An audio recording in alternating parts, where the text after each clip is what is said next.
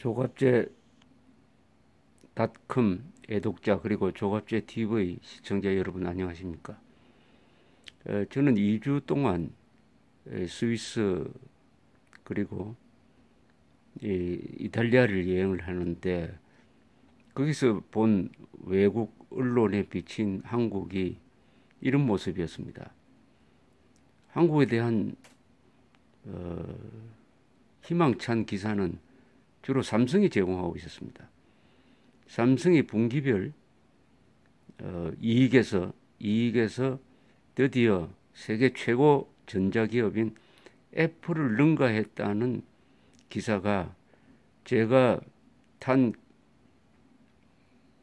로마에서 밀라노로 가는 기차 전광판 뉴스에 나왔습니다.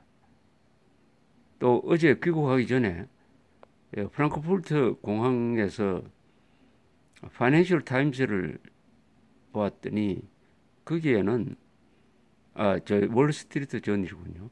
이런 기사가 실려 있었습니다.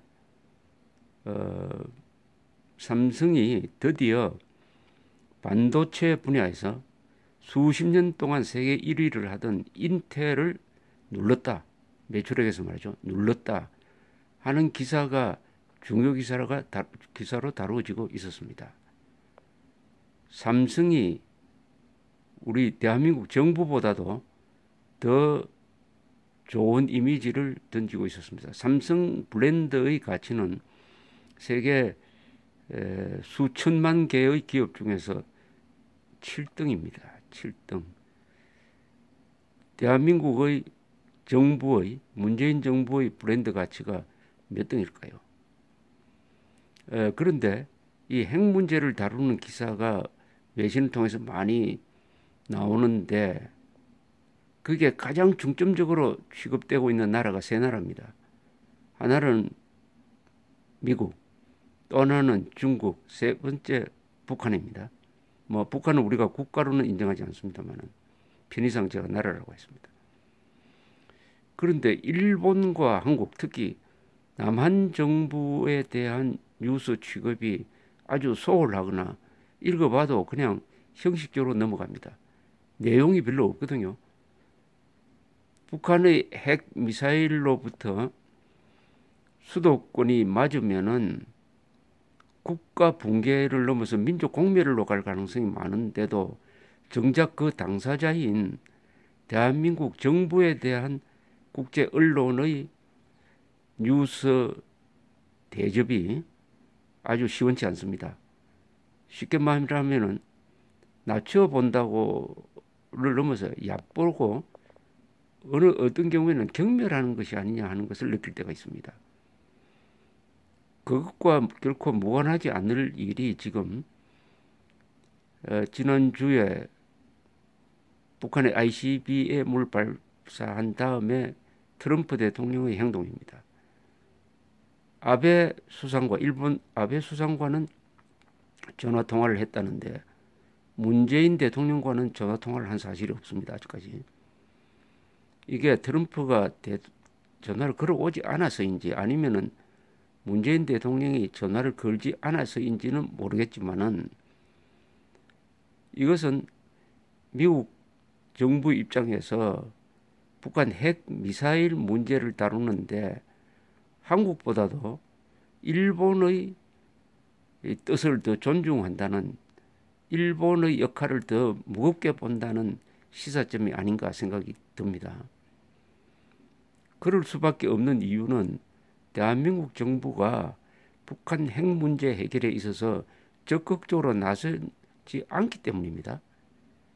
우리가 서둘러 나서가지고 우리가 북한을 핵시설을 폭격하자고 나오든지 북한의 소위 레짐 체인지를 적극적으로 주도하겠다고 미국과 일본을 끌고 나서든지 아니면 우리가 핵무장하겠다고 압박을 하든지 아니면 전시작전권을 더 강화하자고 하든지 아니면은 90년대 초에 미국이 빼내간 전술핵 무기를 재배치하고 한국군과 공동 사용권을 갖자고 하든지 이 정도로 나와야 미국은 한국을 중요시하고 한국과 반드시 중요 사안에 대해서 의논을 하려고 할 것인데, 우리 문재인 정부는 이 판국의 평화협정을 제의하는가 하면은 사드 배치를 계속 미루고, 최근엔 달라졌습니다만, 이렇게 하니까 미국 정부가 짜증을 내면서 한국 정부하고 이야기해도 별로 시원치 않은, 별로 도움이 되지 않을 것이다라고 판단을 해서 이렇게 따돌리는 것이 아닌가, 이렇게 생각됩니다. 보다 근원적인 것은 지금 북한의 핵 위기로 발생한 이 한반도 상황에 대해서 주도적으로 나서고 있는 이 세 나라, 미국, 중국, 북한의 공통점은 핵무기를 갖고 있다는 사실이고, 여기서 소외되고 있는 한국은 핵무기를 갖고 있지 않다는 점입니다. 바로 이 점입니다. 핵무기를 가진 나라가 한반도의 미래를, 한국인들의 운명을, 우리의 산물, 우리의 생명, 재산, 자유를 결정하는 그 국제 정세가 계속되고 있는 가운데서 대한민국은 핵무장을 포기함으로써 자연스럽게 핵무장 국가가 주도하는 한반도 상황으로부터 소외된 것입니다. 이 상황에서 어떻게 해야 되느냐? 요사이 유행하는 말이 있습니다. 서울을 지키기 위해서 미국이 로스앤젤레스를 희생시키겠느냐? 그게 핵심적인 질문입니다. 이 핵심적인 질문을 제일 먼저 한 사람이 누구냐 하면은 드골 대통령이었습니다. 드골 대통령은 1961년에 파리를 방문한 케네디, 그 젊은 대통령과 아주 핵 전략에 대해서, 세계 핵 전략에 대해서 심도 있는 대화를 나눴습니다. 거기서 드골은, 프랑스는 나토에 의존하지 않고, 미국에 의존하지 않고 독자적으로 핵 전략을 추진하겠다고 선언을 합니다. 그러면 케네디는 말립니다. 그렇게 하면은 우방국끼리 이렇게 사이가 나빠지니까 미국의 핵을 믿고 나토에 잔류해가지고 협조해달라는 취지의 이야기를 합니다. 그때 드골의 한 이야기가 바로 그것입니다. 미국이 과연 프랑스 등 외국을 위하여 핵무기를 먼저 사용할 수 있느냐? 그것을 나는 믿기 어렵다, 이런 이야기입니다. 여기에 대해서 케네디 대통령이 이야기합니다. 유럽에 대해서 소련이 설사 재래식 군사력으로 공격하더라도 미국은 그것을 미국에 대한 공격으로 간주해가지고 핵무기를 사용할 용의가 있다, 이렇게 이야기를 합니다. 그러니까 드골이 이렇게 받아요.